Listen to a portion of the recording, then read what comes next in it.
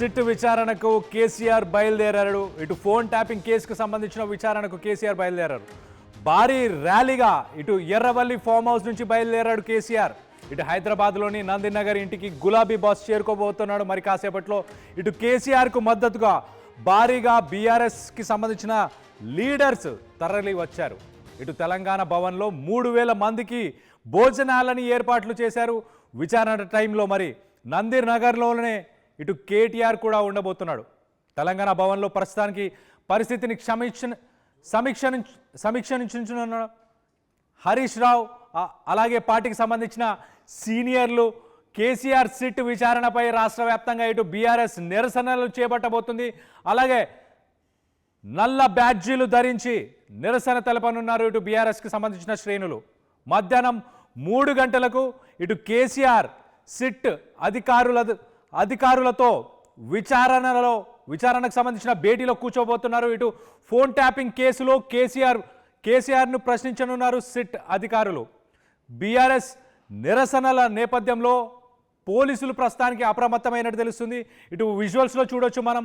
ఇటు KCR Erravalli farm house నుంచి బయలుదేరి మరి కాసేపట్లో మరి ఇటు నందినగర్కి చేరుకోబోతున్నారు.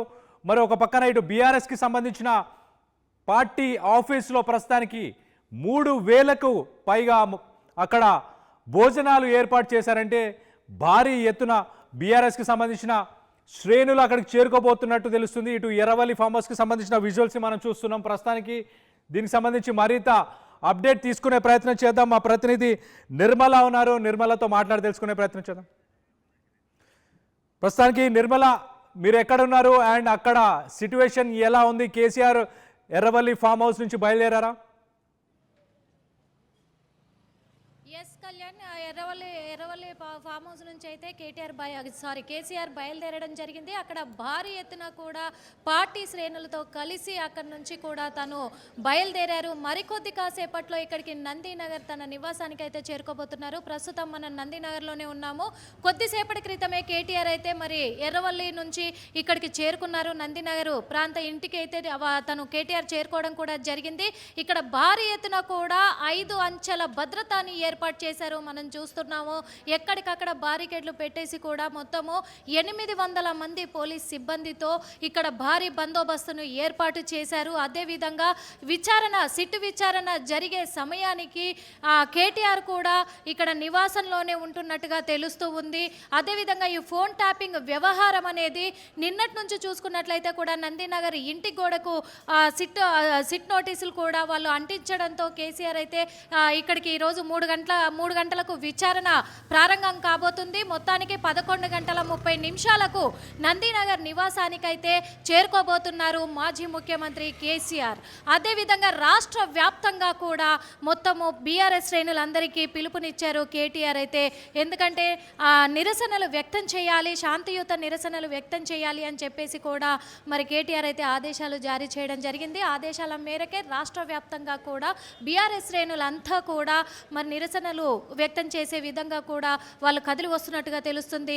బ్లాక్ కార్డులను కూడా వాళ్ళు బ్లాక్ బ్యానర్ క్లాత్లను యూజ్ చేసే వాళ్ళు నిరసన వ్యక్తం చేయాలి అని చెప్పేసి ఆదేశాలు జారీ చేసినప్పటికీ మరి హరీష్ రావు విషయానికి వస్తే కూడా బీఆర్ఎస్ భవన్ నుంచే ఆయన మొత్తం కూడా సమీక్షించనున్నారు విచారణ అనేది కూడా తెలుస్తూ ఉంది మీడియా ఛానళ్ళ ద్వారా కూడా.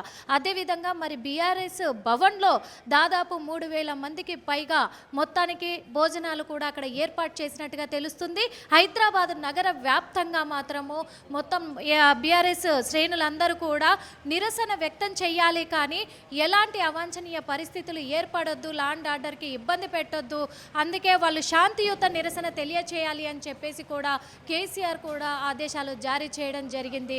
ఈ సిట్ విచారణ ఎలా కొనసాగించబోతున్నారు, ఎలా ప్రారంభం కాబోతుంది, ఎంతమంది ఆఫీసర్స్ అనేది కూడా ఇంకా తెలియాల్సి అయితే ఉంది. ప్రస్తుతానికి పరిస్థితి మాత్రం ఎక్కడికక్కడ కూడా ట్రాఫిక్ ఆంక్షలు కూడా ట్రాఫిక్కి ఎలాంటి ఇబ్బంది కలగకుండా ట్రాఫిక్ సిబ్బందిని కూడా ఏర్పాటు చేసి మొత్తము నందినగర్ బస్ స్టాప్ నుంచి కూడా 5-6 ప్రాంతాలలో మొత్తం ట్రాఫిక్ మళ్లింపు చర్యలు కూడా చేపడుతూ ఉన్నారు తెలుస్తూ ఉంది ఇక్కడ. ఎందుకంటే కేసీఆర్ ఇంటి ప్రాంగణంలో కూడా మొత్తం ట్రాఫిక్ ఆంక్షలు అయితే విధించారు. ఇక్కడ ప్రజలు కూడా అంటే మెయిన్గా ముఖ్యమైన వెహికల్స్ మాత్రమే అలో అవుతున్నాయి, అన్ని వెహికల్స్ని ఇక్కడ అలో చేయట్లేదు. అలాగే ఇక్కడ షాప్స్ చాలా ఉన్నాయి, మనం చూస్తున్నాము. ఇక్కడ వాళ్ళు డైలీ కూడా వాళ్ళు ఉపాధి కలిగించుకునే షాప్స్ అన్నీ కూడా ఈరోజు మ్యాక్సిమం క్లోజ్ చేయించారు ఇక్కడ. ఎందుకంటే ప్రజలు క్రౌడ్ ఇక్కడ పెరగడం వల్ల ఇక్కడ ఇబ్బంది కలుగుతుంది అని చెప్పేసి కూడా తెలుస్తుంది. జూబ్లీ హిల్స్ డీసీపీ కూడా ఇక్కడికి చేరుకోవడం జరిగింది. అలాగే చాలామంది ఒక్కొక్కరుగా పోలీస్ సిబ్బంది ఇక్కడికి చేరుకుంటున్నారు, సిట్ అధికారులు చేరుకుంటున్నారు. మరి సజ్జనార్ చేరుకుంటున్నారా? సజ్జనార్ నేతృత్వంలోనే ఇప్పుడు విచారణ జరగబోతుంది అని తెలుస్తూ ఉంది. అందుకు మరి ఇక్కడ కేసీఆర్కి జరగబోతున్న విచారణ రాష్ట్ర వ్యాప్తంగా కూడా సంచలనాన్ని సృష్టిస్తుంది. ఎందుకంటే తెలంగాణ రాష్ట్రానికి తొలి ముఖ్యమంత్రి అయినటువంటి కేసీఆర్కి సిట్ నోటీసులు అందించడం ఏంటి?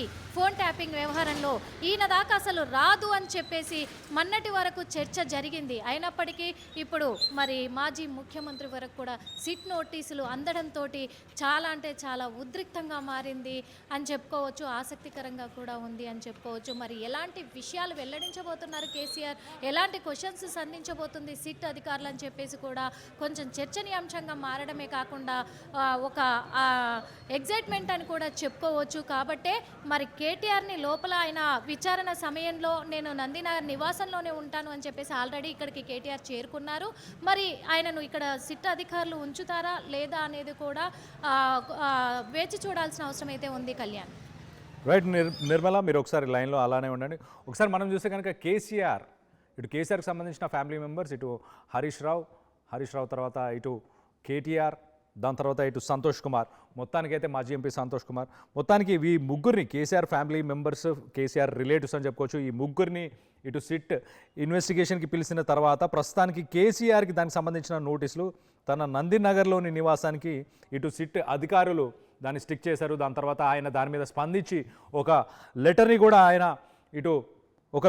ఆయన రాయడం జరిగింది. ఆ లెటర్లో చాలా క్లియర్గా నా జూబ్లీహిల్స్ పరిధిలోకి నా నివాసం రాదు, అలాగే నా ఇంటికి నందినగర్లోని నా నివాసానికి మీరు స్టిక్ చేయడం కూడా సరైనది కాదు, అయినా కూడా నేను ఇన్వెస్టిగేషన్కి నేను సహకరిస్తాను అంటూ ఆయన కామెంట్ చేశారు. అండ్ 65 ఏళ్ళ వయసు పైబడిన వ్యక్తులకు వాళ్ళ స్టేట్మెంట్ తీసుకోవాలనుకుంటే కనుక ఇన్వెస్టిగేషన్ ఎక్కడైనా వాళ్ళు ఎక్కడ కోరుకుంటే అక్కడికి వచ్చి దానికి సంబంధించిన ఇన్వెస్టిగేషన్ చేయాల్సి ఉంటుంది అంటూ మొత్తానికైతే లీగల్ పాయింట్స్ అన్నింటినీ కూడా ఆయన మెన్షన్ చేసి తన నందినగర్లోని నివాసానికి రండి, అక్కడ నేను సహకరిస్తాను సిట్కి సంబంధించిన ఇన్వెస్టిగేషన్కి అంటూ ఆయన చెప్పుకొచ్చే ప్రయత్నం చేశారు. మొత్తం మీద ఇటు కేటీఆర్ రాష్ట్ర వ్యాప్తంగా బీఆర్ఎస్కి సంబంధించిన నాయకులు, కార్యకర్తలు వీళ్ళందరికీ కూడా పిలుపునిచ్చారు. నిరసనని తెలియపరచాలి అంటూ, ప్రొటెస్ట్ చేయాలి అంటూ కూడా ఇటు కేటీఆర్ చెప్పుకొచ్చాడు. ప్రస్తుతానికి నందినగర్లోని నివాసానికి ఇటు కేటీఆర్ చేరుకున్నట్టు తెలుస్తుంది. అలాగే ఇటు కేసీఆర్ ఎర్రవల్లి ఫామ్ హౌస్ నుంచి, అక్కడి నుంచి కేసీఆర్ కూడా ఎర్రవల్లి ఫామ్ హౌస్ నుంచి బయలుదేరారు. మరి కాసేపట్లో ఇటు నందినగర్కి చేరుకోబోతున్నారు. మరోపక్కన ఇటు బీఆర్ఎస్కి సంబంధించిన భవన్లో, ఇటు తెలంగాణ భవన్లో 3000కు పైగా అక్కడ భోజన ఏర్పాట్లు జరిగాయి అన్నట్టు కూడా తెలుస్తుంది. సో మొత్తం మీద ఇటు 3000కు పైగా ఇటు తెలంగాణ భవన్కి ఇటు బీఆర్ఎస్కి సంబంధించిన నాయకులు, నేతలు, కార్యకర్తలు వాళ్ళందరూ కూడా చేరుకోబోతున్నారు. మొత్తం మీద కొంత ఉత్కంఠం అయితే నెలకొని ఉంది. అలాగే పోలీసులకు సంబంధించిన భద్రతా బలగాలు అక్కడ మన విజువల్ కింద రైట్ సైడ్ విజువల్లో మనం చూడొచ్చు. ఇటు కేబీఆర్ పార్క్ సైడ్ నుంచి ఎంట్రీ కావచ్చు, అలాగే ఇటు కాలనీ లోపల నుంచి ఉన్న ఎంట్రీ కావచ్చు, అన్ని ఎంట్రీస్ని కూడా ప్రస్తుతానికి బ్లాక్ చేశారు. అక్కడికి కార్యకర్తలు ఎవరు రాకుండా ఉండేలాగా చూసుకునే ప్రయత్నం చేస్తున్నారు.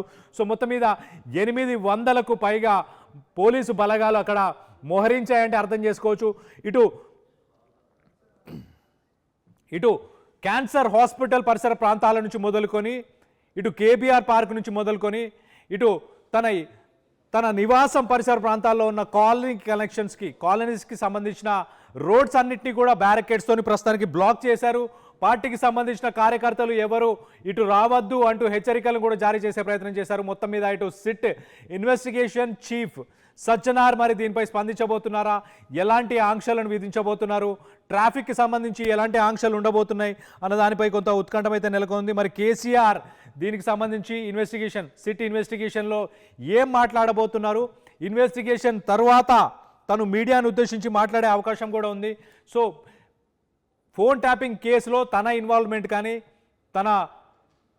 తన ఫ్యామిలీకి సంబంధించిన ఇటు హరీష్ రావు కానీ, మాజీ మంత్రి హరీష్ రావు, అలాగే ఇటు కేటీఆర్, అలాగే ఇటు కేటీఆర్తో పాటు ఇటు మాజీ ఎంపీ సంతోష్ కుమార్, వీళ్ళందరి గురించి మాట్లాడతారు. అలాగే ఎట్ ద సేమ్ టైం ఇటు కేసీఆర్ ఏం మాట్లాడబోతున్నారు అన్న దానిపై ఉత్కంఠం అయితే నెలకొంది.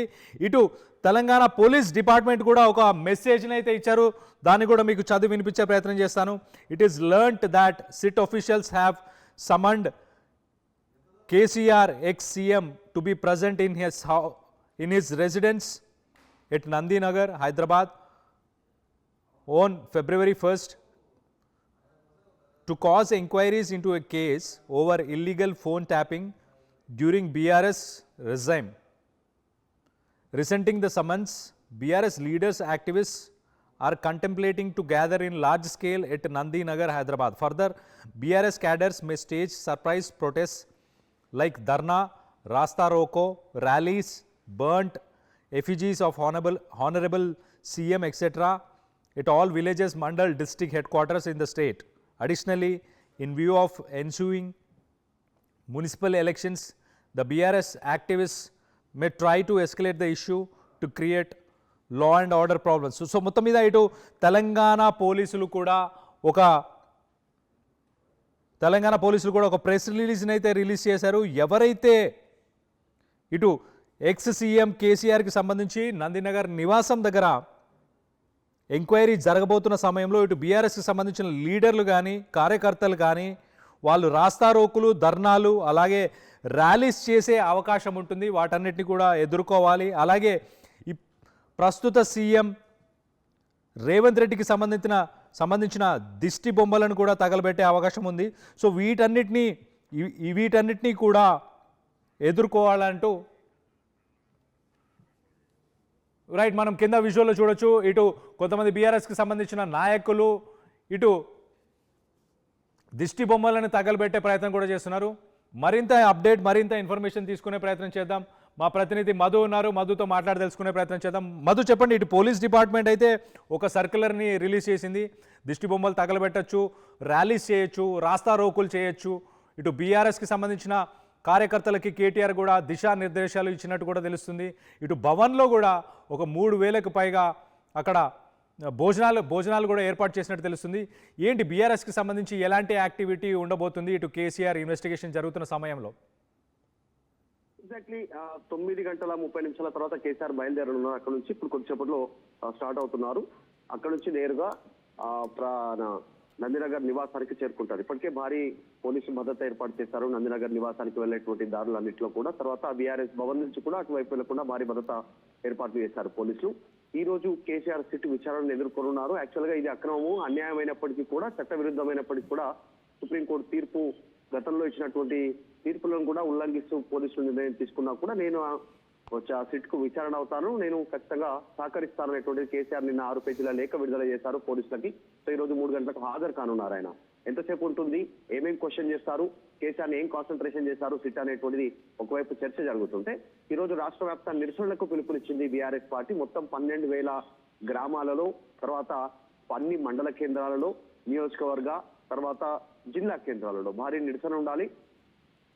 రేవంత్ రెడ్డి దిష్టి బొమ్మలను దగ్ధం చేయాలనేటువంటి పిలుపును ఈ రోజు బీఆర్ఎస్ పార్టీ ఇచ్చింది రాష్ట్ర వ్యాప్తంగా నిరసనకు. దాంతో పాటు బీఆర్ఎస్ పార్టీ ఆఫీస్ వద్ద కూడా భారీగా బీఆర్ఎస్ పార్టీ శ్రేణులు చేరుకుంటున్నాయి. దాదాపు 3,000 మందికి పైగా ఇక్కడ అరేంజ్మెంట్లు చేశారు. మొత్తం వచ్చినటువంటి వారికి ఇక్కడే ఉండడము, వాళ్ళందరూ కూడా ఈవినింగ్ వరకు నిరసనలు వ్యక్తం చేయడం. ఇక్కడ బీఆర్ఎస్ భవన్ లో హరీష్ రావు ఉంటారు. తర్వాత నందినగర్ నివాసంలో కేసీఆర్ తో పాటు కేటీఆర్, మరికొద్ది మంది ముఖ్య నాయకులు ఉండేటువంటి సిచ్యువేషన్ కనిపిస్తా ఉంది. ఆయనతో పాటు వ్యక్తిగత సహాయకులు కేసీఆర్ కి సమయానికి మెడిసిన్ ఇచ్చేటువంటి వాళ్ళు కానీ, ఫుడ్ అరేంజ్మెంట్ చేసేటువంటి వాళ్ళు కానీ, ఇవన్నీ కూడా ఇంట్లోనే నందినగర్ నివాసంలో కావచ్చు వీటికి సంబంధించినటువంటి ఏర్పాట్లు చేసినట్టుగా తెలుస్తా ఉంది. వ్యక్తిగతంగా ఒక వైద్యుడు వీళ్ళు అరేంజ్మెంట్ చేసుకున్నట్టుగా తెలుస్తా ఉంది. సో కొద్దిసేపట్లోనే కేసీఆర్ నందినగర్ నివాసం నుంచి బయలుదేరుతారు, ఇక్కడికి రీచ్ కానున్నారు. కాస్త ఉత్కంఠ ఉంది. మొదటిసారి ఒక ముఖ్యమంత్రిగా పనిచేసినటువంటి వ్యక్తి దేశంలోనే మొదటిసారి ఫోన్ ట్యాపింగ్ సంబంధించినటువంటి వ్యవహారంలో, అంటే ప్రభుత్వంలో ఫోన్ ట్యాపింగ్ సంబంధించినటువంటి విషయంలో విచారణను ఎదుర్కోవడానికి వస్తున్నటువంటి ఒక మాజీ ముఖ్యమంత్రిగా కేసీఆర్ పేరు చర్చకు వస్తా ఉంది. ప్రస్తుతం గతంలో దేశంలో అంటే ఏ రాష్ట్రంలో ఉన్నా కూడా ఫోన్ ట్యాపింగ్ కానీ నిఘా వ్యవస్థలకు సంబంధించి ఇట్లాంటి విచారణను ముఖ్యమంత్రిగా పనిచేసినటువంటి వ్యక్తి ఎవరు కూడా ఫేస్ చేయలేదు. The first time KCR face చేస్తా ఉన్నారు. ప్రగతి భవన్ లో కీలక నాయకులు ఉన్నారు. ఈ రోజు మున్సిపల్ ఎన్నికలకు సంబంధించి విత్డ్రాల్ ఉంది కాబట్టి ఆయా నియోజకవర్గాల్లో నాయకత్వం అంతా బిజీగా ఉంది. సో అక్కడ వాళ్ళంతా నిరసన వ్యక్తం చేయాలి, అక్కడే కేంద్రీకృతమై ఉండాలి. ఇదంతా అటెన్షన్ డైవర్షన్ కింద ప్రభుత్వం చేపడతా ఉంది కాబట్టి దీని మీద పెద్దగా కాన్సన్ట్రేషన్ చేయాల్సినటువంటి అవసరం లేదు. హైదరాబాద్ లో ఉన్నటువంటి క్యాడర్, ఇక్కడ ఉన్నటువంటి కొంతమంది నాయకత్వం మాత్రమే ఇక్కడికి రావాలనేటువంటి పిలుపును స్పష్టంగా ఇచ్చారు. నిన్నటి నుంచి సమాలోచనలు చేశారు లీగల్ ఎక్స్పర్ట్స్ తో, కుటుంబ సభ్యులతో, కేటీఆర్ తో కానీ హరీష్ రావుతో కానీ. సో ఈ రోజు మొత్తం బీఆర్ఎస్ భవన్ లో హరీష్ రావు ఉంటే నందినగర్ నివాసంలో వర్కింగ్ ప్రెసిడెంట్ మాజీ మంత్రి కుమారుడు కేసీఆర్ తో పాటు అక్కడే ఉండనున్నట్టుగా చూస్తా ఉంది. ఆరోగ్య రీత్యా కానీ, వయసు రీత్యా కానీ అన్ని రకాలుగా కూడా ఆ ప్రోటోకాల్ మాజీ ముఖ్యమంత్రి కావచ్చు, ఆ రకంగా ఆయన కేటీఆర్ అక్కడే ఉండేటువంటి అవకాశం ఉంది. కేటీఆర్ తో పాటు సంతోష్ రావు ఉంటారు. ఇప్పటికే హరీష్ రావు, కేటీఆర్, సంతోష్ రావు విచారణ ముగిసింది. ఈ రోజు కేసీఆర్ వస్తా ఉన్నారు. మరి విచారణలో సాక్షిగా పిలుస్తా ఉన్నారా, లేకపోతే డీటెయిల్స్ అడగడానికి పిలుస్తా ఉన్నారా అనేటువంటిది ఒక పెద్ద చర్చ కొనసాగుతా ఉంది. ఒకవైపు కవిత ఆరోపణలు చేస్తా ఉంది, ఒకవైపు కాంగ్రెస్ ఆరోపణలు చేస్తా ఉంది. ఈ నేపథ్యంలో డైరెక్ట్ గా మాజీ ముఖ్యమంత్రిగా పనిచేసినటువంటి వ్యక్తి ఈ రోజు విచారణను ఎదుర్కోవడంతో దేశవ్యాప్తంగా ఒకసారి దీనిపైన చర్చ జరుగుతుంది. అసలు ఏం జరుగుతుంది, ప్రభుత్వం ఎలాంటి ఆధారాలు ఉన్నాయి, ప్రభుత్వం దగ్గర ఏ ఆధారాలను కేసీఆర్ ముందు పెడతారు, విచారణలో భాగంగా అడుగుతారు అనేటువంటిది. ఇప్పటికే ముగ్గురు విచారణ అయిపోయింది, అంతకుముందుకు అధికారుల విచారణ అయిపోయింది. సో కేసీఆర్ విచారణ సందర్భంగా ఎలాంటి క్వశ్చన్స్ ఎదుర్కొనున్నారు అనేటువంటి చర్చ అయితే కొనసాగుతుంది. చూడాలి ఏం జరుగుతుందో. ఇప్పటి వరకు అయితే పూర్తి స్థాయి డీటెయిల్స్ అది పోలీసు అధికారులు బయటికి చెప్పలేకపోతున్నారు, అడ్డుకుంటామని చెప్తా ఉన్నారు. కానీ నిరసన ర్యాలీను అసలు ఈ ఎంక్వైరీ అనేటువంటిది ఏ ఆధారాల ప్రకారం జరుగుతుంది అనేటువంటిది ఇంతవరకు జరిగినటువంటి సిట్ విచారణలో సంబంధించిన డీటెయిల్స్ బయటకు పెట్టలేదు. మేబీ కేసీఆర్ విచారణ తర్వాత సిట్ అధికారులు కూడా ఒక స్పష్టమైన నోట్ విడుదల చేసే అవకాశం ఉందనే చర్చ అయితే జరుగుతుంది.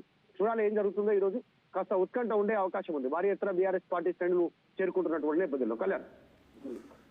Right Madhu, thanks for the latest update. మొత్తం మీద ఇటు కేసీఆర్ మరి కాసేపట్లో ఇటు నందినగర్కి చేరుకోబోతున్నారు.